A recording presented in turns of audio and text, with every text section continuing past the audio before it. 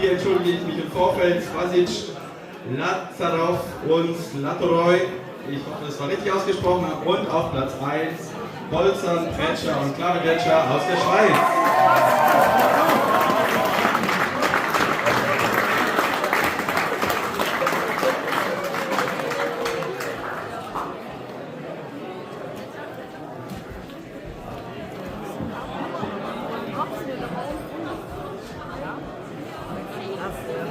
Lass den Arm